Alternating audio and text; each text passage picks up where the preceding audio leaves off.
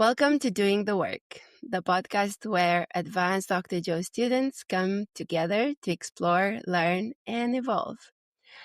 I am Lorelai, and together with my co-host Amanda, are very grateful to welcome our star guest, Manny, to today's show.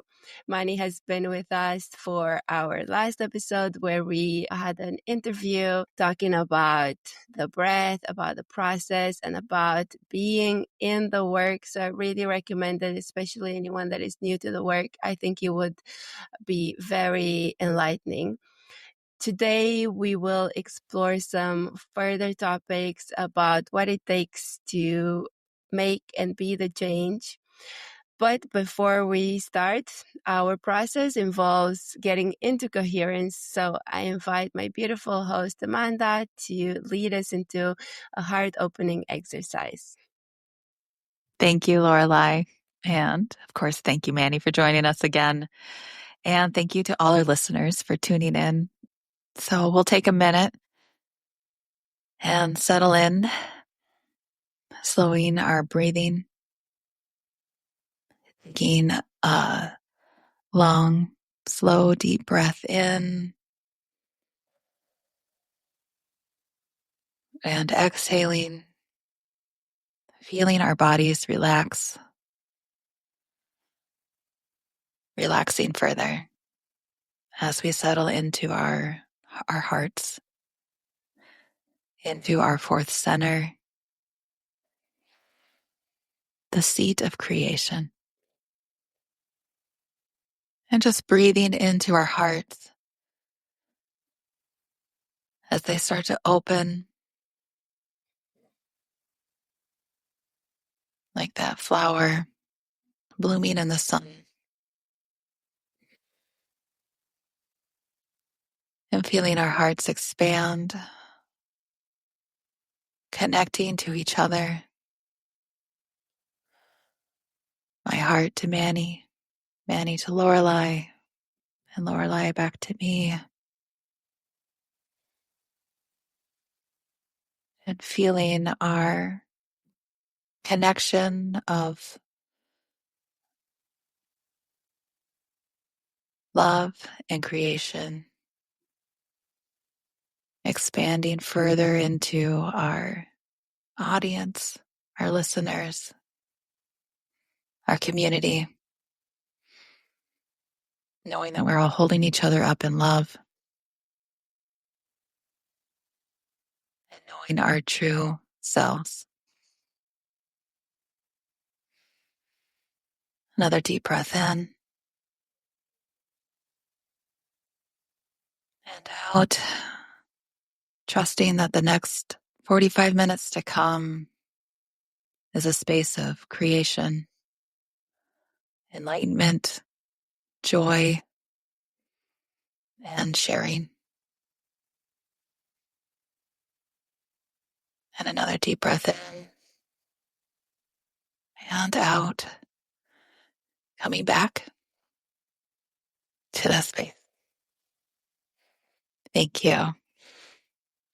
Thank you, Amanda. That was so beautiful and so needed. I hope it provides a good example of how to dive in when we sit down and do the work and consider what it takes to cross the river of change and make it to the other side. I'm very excited for today's conversation. Manny has been in the work for a few years now and has a process that he's following. I would love that. We want to discuss what everyone's process is, things they've tried and didn't work, and things that work, and any knowledge and wisdom we might impart. I think it would, again, be a great testimony for anyone that is curious about the work or has just started, about what some of us might be doing a few years down the line. Well, hello and thank you. Thank you so much again for the opportunity to be part of this podcast. I appreciate you guys so much. And yeah, my process is I probably start from the beginning after my first event. I had no idea about Dr. Joe, what it's about. I just went blindly trusted a recommendation and went into it. And it was one of the best things in my life I actually ever did. And after the first retreat, I knew I had to keep doing this. I had to find a way to keep doing this, what I learned in these first 7 days, to stay connected, to keep myself accountable just to do it. And there's several things Dr. Joe talked about. Always get up early in the morning for the pineal gland at 4 o'clock. So the first decision I made, I have to find time to do it before I have a regular 9 to 5 job. I have to do that. So I have to squeeze it in. So the only option was to get up earlier. So I started my alarm clock at 4 o'clock. So from then on, I started getting up at 4 o'clock every day and did my meditations, at least one meditation a day, and my reflection, thinking about what I want to do, what I want to change. So that's really one of the first changes I made. And the second change was I wanted to stay connected with the community. So right then and there, I decided I want to join the remote coherence healing. So I joined the group right away.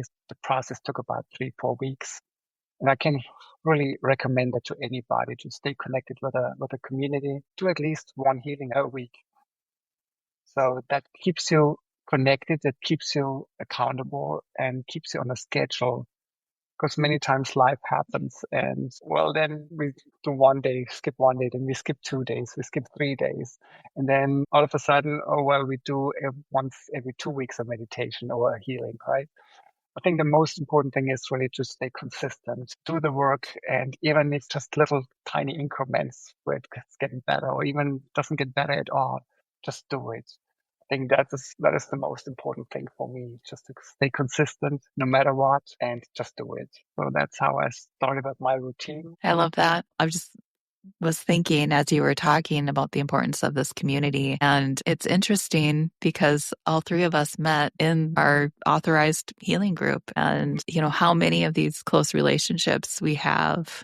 I know that we all have many that have come out of being involved in the authorized groups and consistent with those communities. I agree with that. And I think that it has a lot to do with what Manny was talking about, the consistency. Being part of an authorized group, it means that you have to commit to at least once a week or twice a week of coherence healings. And so all of those people you're interacting with are committed. They're not just talking about it, they are actually doing the work. And I find that a big part of joining in the coherence healings, there's just a lot of healing that happens to the healers, right? There are lots of testimonials about that as well. And one of the benefits for the healers, I feel that is just being connected to that, the energy, because you have to. That's the only way you can get into the coherence healing. So first you connect to that energy and then you direct it to your healee. But you first have to connect yourself. And Dr. Joe reminds you, in order to connect, to become unlimited, to become magnificent, in order to do the magnificent. How big can it get? What you gonna bring? Hey, all those things. And it happened to me, and I'm sure it happened to everybody, that you have your regular coherence healings that you're going to join, and the time is coming, and maybe it's a Friday afternoon and you're feeling kind of tired and whatever. And then you have to bring it. And then you do. And it's amazing. And you had one of the best experience, the best 45 minutes ever. And it's such a testament that you can bring it. You can connect even when you don't feel like. You can impact people's lives. You can impact your own life, even on a Friday afternoon when you're feeling a bit tired. And I think that gives you wind in your sails for whatever your next project is of change. Yeah. I remember when I first started, this is almost like having the training wheels on for doing the work. Okay, this is how you do it. This is how you stop and shift your energy, your presence in this world, just like that, just like a quick, it doesn't have to take long.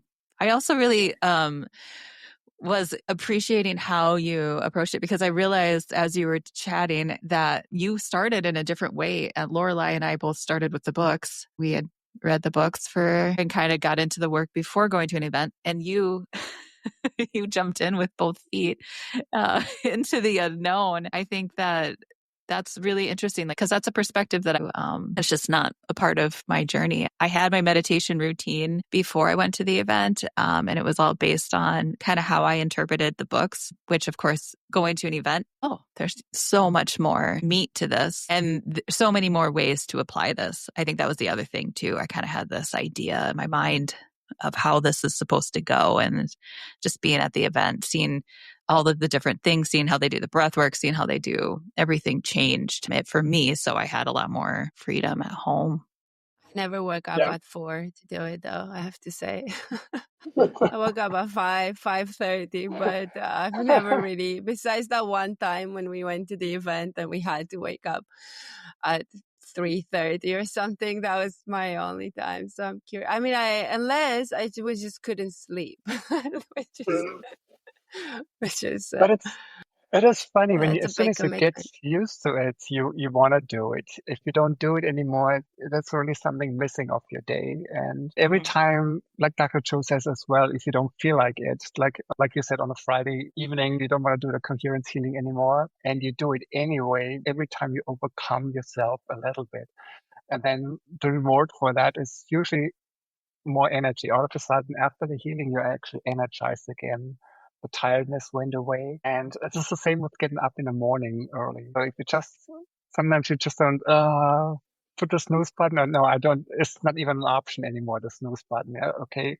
It is when it rings that I get up and do my meditation. But sometimes when you do it, if you're a little tired, or sometimes you think, then you just do it in a routine. So where I'm slacking a little bit is, with my intentions for the meditation. So I'm really getting up and just do the meditation where I should actually be, okay, what's my intention for this meditation? But the benefit, if you just do it anyway, it's going to get better again. So that it's really, if you just have a routine, it doesn't really matter when you get up, just have a routine. And I think it's a good time to have a certain time where you Yeah, do it at a certain time every day, if possible. Because I like that. you condition your body to it, and the body expects already that kind of energy, and it can handle it. And I think you get in a routine, and it's very beneficial, I believe. So are you a 4:30 a.m. every day, or? I used it for a long time. 4 o'clock. I do a little bit of different routine right now because I do it Okay. with other people. Sure. So I do 4:30 right now. But when I do by myself, I'm at 4 o'clock. Wow. I was never able to master that so much either. I for a long time I did 5:55. That was my Mhm, magic number for mhm. for I a did that too while. for quite some time. Yeah. Okay. Yeah. I feel inspired though now. That's interesting, because I never um I'll be a little honest and vulnerable here. I think I really resisted it because when I started the work, my youngest was 2 years old. And so I kind of wore that mom mantle a little bit of like, well, this is kind of my reason to not get up at 4:30 in the morning. um, and I think that's really inspiring. And this is another thing we've been talking about. What is energy? This kind of program of I'm tired being just a program, instead of letting it just kind of run, because you're just staying in the program. You're staying in the 3D element of limited energy and limited resources. And instead of really putting an intention that, no, I can generate my own energy, I can generate an unlimited potential for energy in the day, and starting that day with that intention, instead of kind of letting letting my feelings control that. Yeah, that's been my focus lately as well, on just figuring out the energy. And I've been playing and I feel like I'm going on the right track actually. I'm like a toddler that is very determined but keeps falling. Ultimately I think I'll make it there, but I'm playing with this belief, because if you believe, then it's true, right? So I believe right now that there is 3D energy that the body has to exist.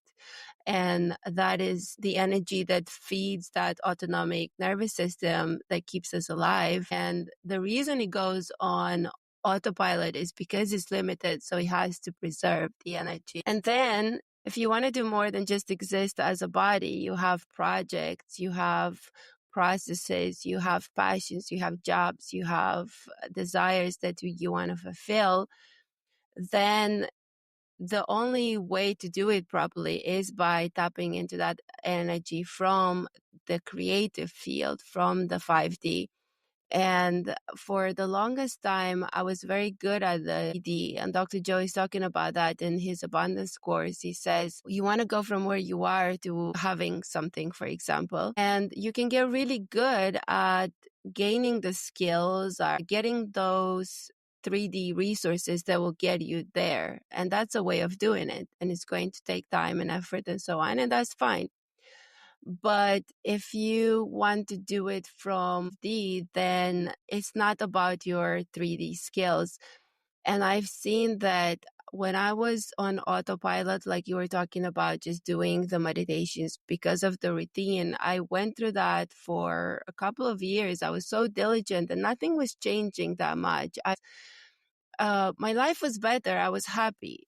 Don't get me wrong, but I was putting so much effort and I was not seeing so much change for my effort. And I started questioning my process, and I actually stopped my routines and I went a little off chart and I did meditations differently. But I realized that whilst it's good to meditate just for the sake of it, having the intention, like you were talking about, is what's going to drive it. And the intention is drawing that energy from the 5D, and it's a different energy. And I think that's what we experience in the coherence healings, because you come in being tired and whatnot.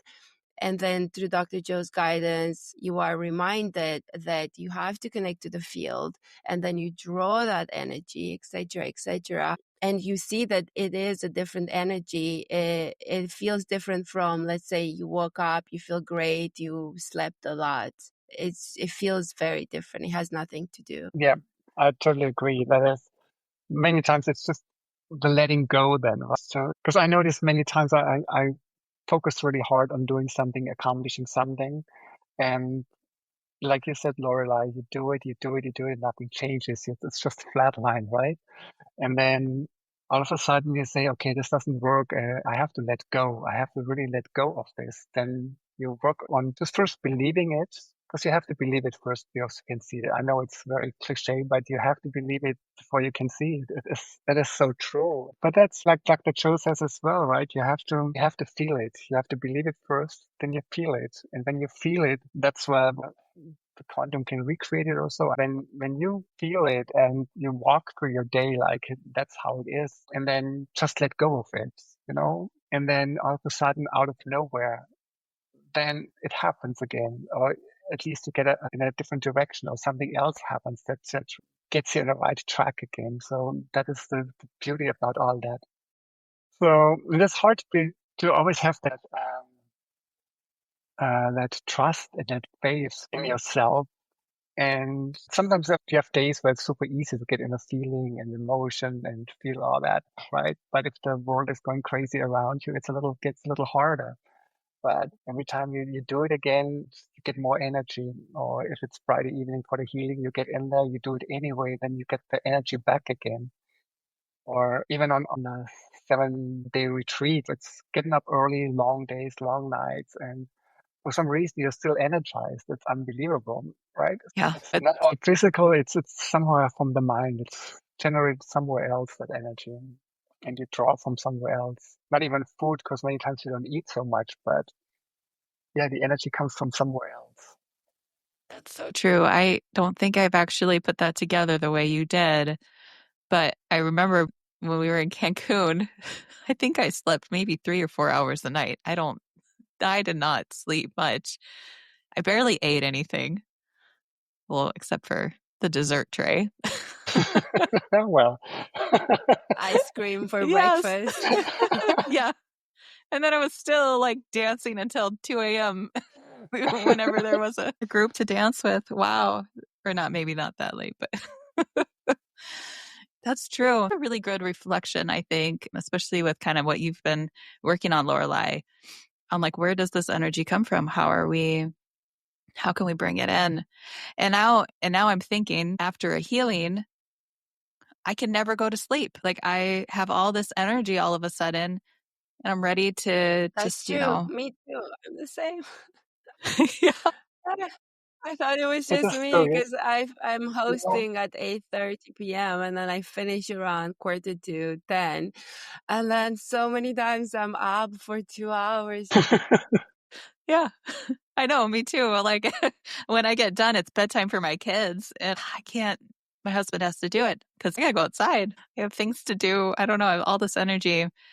People to meet, blue beings. Yeah. Just go lay out in the yard and wait for them to show up. So let's talk a bit about things that you are doing beyond meditation. You were saying that you make sure to reflect, you do some journaling. Tell us about other things you're doing with your eyes open. I think eyes open is awareness.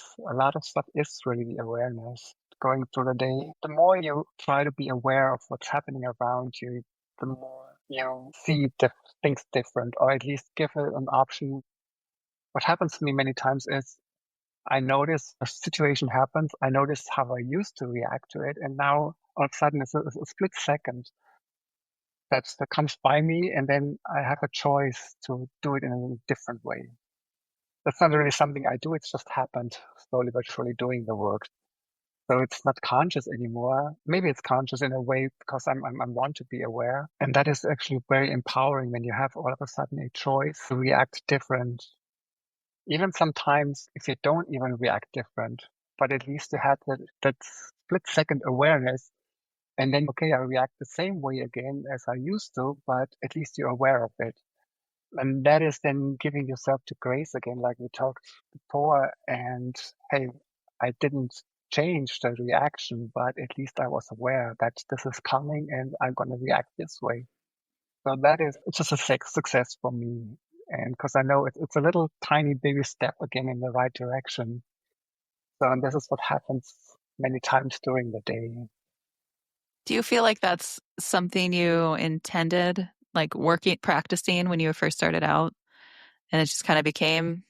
I think it became, yeah, I never really Yeah. planned on that, but the teachings tell you then the more aware you become, the more the reaction period, you can make it shorter and smaller. And it just happens then naturally in a way. And I think that's the repetition, by doing the work, reflecting and doing it again and going through the sometimes pain by nothing happening, right? And doing it over again and nothing happens. Do I do it right? And it's not happening for me. And the discipline to just keep going and keep going and keep going. And then one more time, one more time. And that one more time happens then in a miracle healing, right? For some people. Yeah. Like that stubborn toddler, Lorelai over there. I love that analogy. That's my new Yes. analogy. I agree. I think it's interesting because I remember when I first started, I did the books. And so in Breaking the Habit of Being Yourself, he talks about the change game. And it's basically just every time you catch yourself in a thought, you say change out loud, which goes along with the meditation that he does. And I remember just doing the dishes, change, change, change, change. my my kids are like, "What are you doing?" Changing. But I remember when I started feeling, oh, I think this is sinking in, because I started getting that Matrix movie feeling, where he's like got the bullets coming at him and all of a sudden they're like frozen in slow motion. This is how my thoughts felt. Okay, I could choose that thought. I could choose this thought. How do I feel about that thought? It was this space. It's not always that open, but it feels so freeing to be able to feel actually in charge of the thought process and my reactions. It is true. I feel that too. Sometimes everything goes slow motion then, right? That if you get into that feeling, that's amazing. It doesn't happen all the time, but from time to time it happens. Everything slows down and you all of a sudden have all the time in the world to react, to say something different. And we're interesting feeling. But really, like, to the question, what else can we do? I try to immerse myself into Dr. Joe's teaching, just listen to podcasts, listen during the day, just stay connected to it. Because the more you hear from it, the deeper ingrains it somehow into your mind, into your soul. And just stay connected and listen to it. Many times I do when retreats to Marco Islands, I'm able to drive there. So I put in progressive and listen to it on the way down and listen on the way home. So it actually extends the retreat for 2 more days, right? Just for travel time. So these are little things you get already totally into the energy. So that's a lot. Just listen to Dr. Joe, read it. One thing I can see that changed for me is that I started with breaking the habit of being yourself. And the things I've done for the first few years were to think about what I want to change. So first, I would think. I would write down, I would have a list. I would be thinking, what would this feel like? What would this be? What do I want? Etc., etc. And where I've come to be is where I first meditate, then I think. And this is no groundbreaking revelation. Dr. Joe talks about it all the time, that the brain is a record of the past. It can only think as great as it knows. It can't go any greater than that. And so thinking first never resulted in anything as good.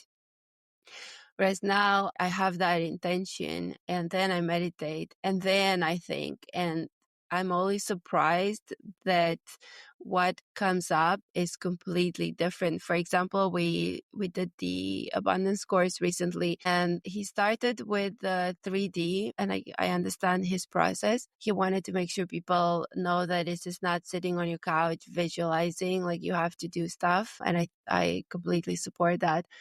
But for me, I was waiting to start with a 5D because when I was thinking from the 3D, nothing amazing was happening. It was just the regular things I've been thinking for years. Whereas after I've done the 5D meditation, my definition of abundance was very different. It had nothing to do with what I had thought of before. So I thought that was a nice proof of evolution and of change.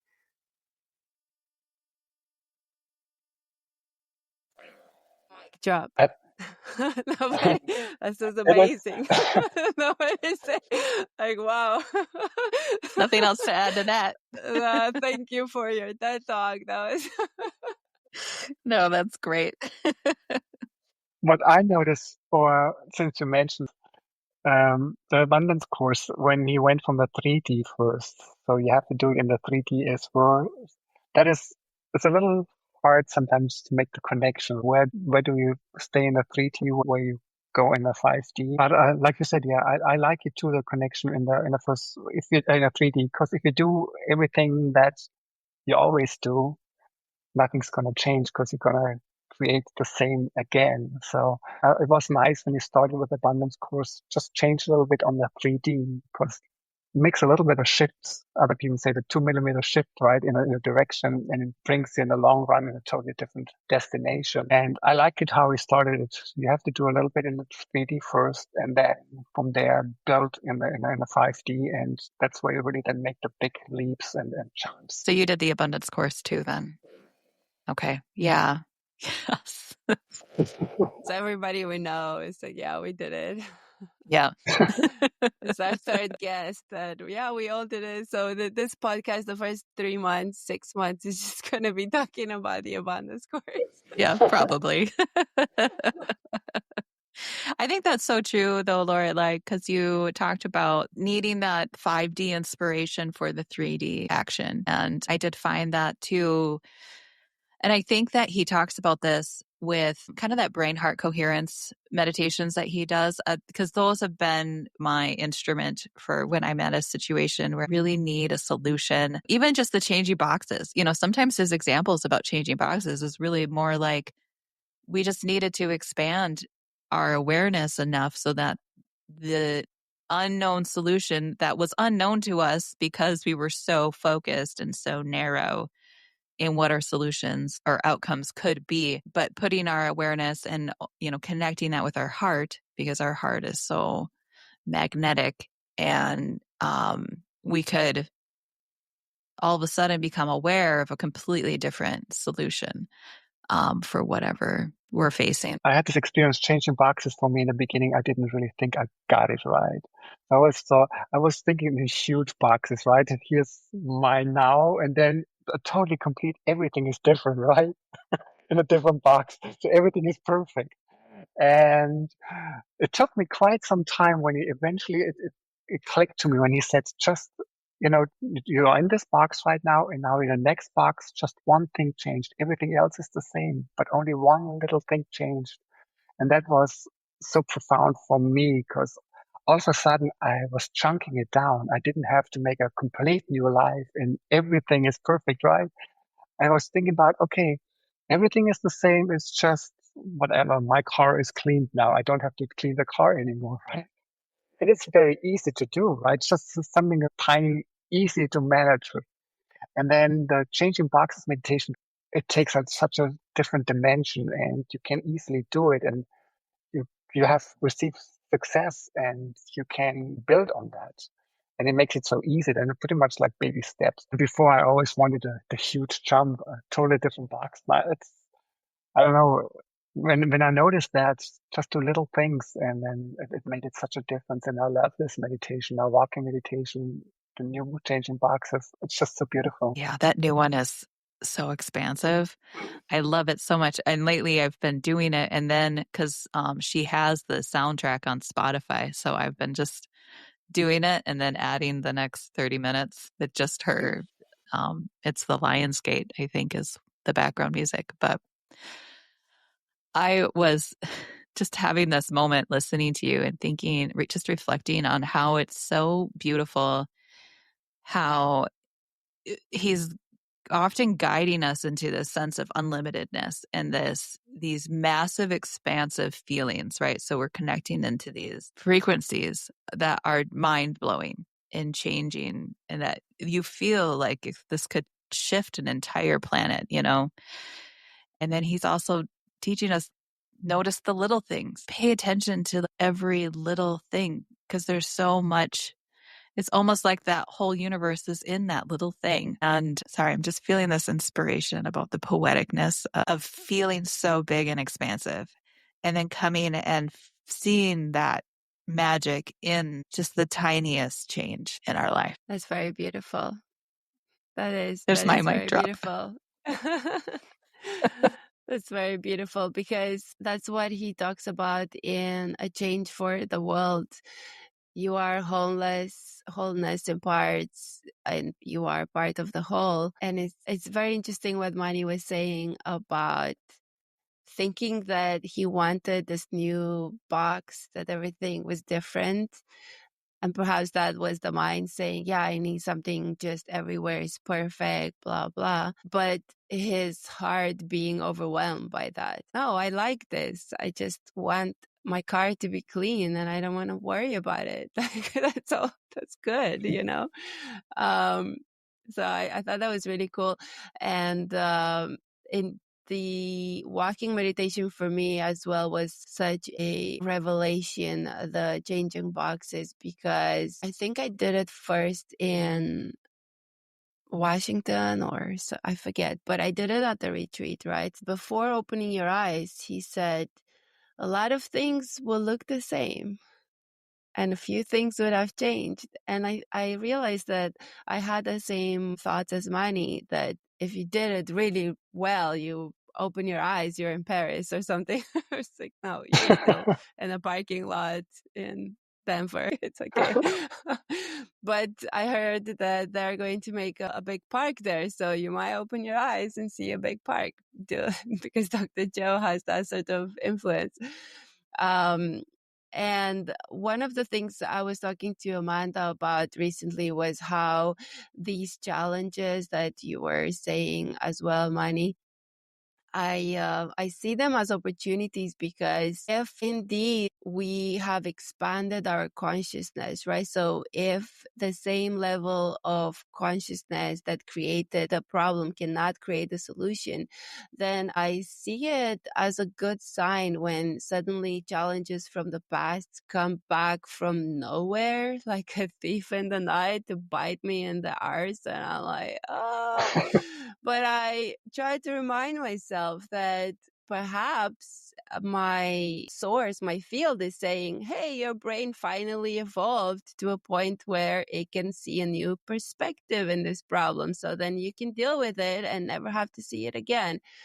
And with this intention, I was able to make shifts a lot more than with anything else. Yeah, and I totally agree. If something, especially if something unknown happens, deal with something and something new comes up, a totally different perspective. And all of a sudden, yeah, where does this come from? Like you said, I think it's every time it's a success. You're growing somewhere, even if you don't like it at that moment or don't understand it, why this happens to me.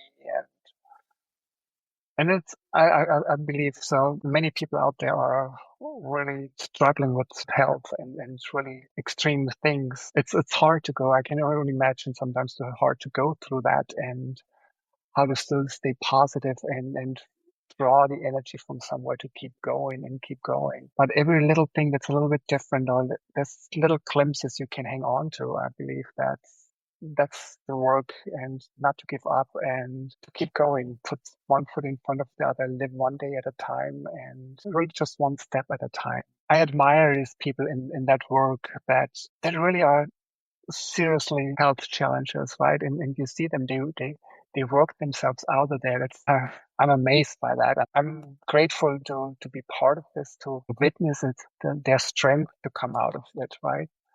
And then I think sometimes I do an abundance course, right? So let's put that in perspective. It is, oh my God, how shallow am I? So I'm not sure why it drew me right now to this, but it was somehow triggered by what you said, Lorelai. Yeah, I think that that's so true. The testimonies that really speak to my heart are the ones where the people are in chronic pain, and they literally have to overcome the pain while they're in the meditation. And to me, somehow that really speaks volumes to me. My meditations are like my break from my life, kind of getting away from it. Not that there aren't times where I go in, because there are definitely times where, because I know he talks about creating that space when you're in the moment and overcoming that challenge in the moment. I think those meditations are really challenging. I just haven't ever experienced it to be in that much physical pain. Those testimonies really touched me in a special place, knowing that they've overcome such a massive input in sensation to really overcome their reality, overcome that whole program. I had a little glimpse in that recently where I had a deviated septum surgery, and that was really painful. I did not expect it to be so painful. And there was a lot of bleeding, and trying to do meditations with all those sensory inputs, like Amanda was saying, that was the first time when I realized that, oh my God, this is this is really hard. I mean, try and settle your body, all of that. But in the same time, I had all this incentive because I was in so much pain. There was a big incentive more than just like, I would like to be less annoying. I don't know. So it actually propelled me further on the other side when after I was able to get over the pain and get over the blood or whatever, I did find myself further. And then I also had this really deep sense of connection with people that reached out and did a go love for me and so on. It was like, it was just so beautiful. I have to say, it was the nicest 3 days. I was just meditating. I was kind of zonked from the pills, but also from the meditation. It was just this really amazing experience. And my body recovered really well, I think, because I wasn't sleeping, but I was meditating, which is even better. And I really advanced my understanding of what it takes to overcome your body. I'm just full of pearls today. I'm just like, everybody is just blew my mind. It's because you have so much material in what you're Friendship. saying, and my brain is like, boom, boom, boom. It's like all of these different things. The community, though, is so big in that too. I think there's another plug for the authorized group, right? Like, because challengers are still going to come, but now you got this really beautiful community that knows how to surround you in some coherent love. Before we close, I would like to tell our listeners that this recording with Manny, as well as the first episode, was just so full of laughter that we cried tears of joy and we got laughing fits and everything, which we will have to edit for everybody's convenience. But I just wanted to put it out there that you might not hear it, but every other moment was stopped by laughter. So it was such a joyful encounter with Manny. We really loved our time with him. Thank you so much for your beautiful presence. You just have such a beautiful presence, so joyous. Thank you so much for having me. It was such a pleasure, such an amazing experience. I love you from the bottom of my heart. Thank you so much, Manny. We love you. Yeah, we love you so much. And I'm just so grateful for your trust and the opportunity to chat with you deeper and to hear about your start into the unknown. I had no idea. Lorelai, do you want to bring us to a close? As we close this episode, I would just love for everybody to connect to the spirit of joy and laughter and good friends. This is what our connection with Manny was all about. So let's take a deep breath and drop our awareness in our hearts and feel your heart expanding with joy and with laughter and with friendship, with the support of being in this journey with your friends, with your loved ones. And with every breath out, let us further expand this vibration of laughter and of community. Let's fill all that space inside our atoms that is intergalactic space, that is just the unified field, reminding ourselves that we are part of the whole and we are wholeness in parts. And together we click like pieces of a beautiful puzzle. As I connect my heart with Manny, and we connect Manny's heart to Amanda and back to me, we're creating this bubble of love and laughter and expanding it to all of you listening in this time or in space or in another time and space, as we become wholeness together. Thank you. And let us get ready to open our eyes in a new box of expanded awareness and love.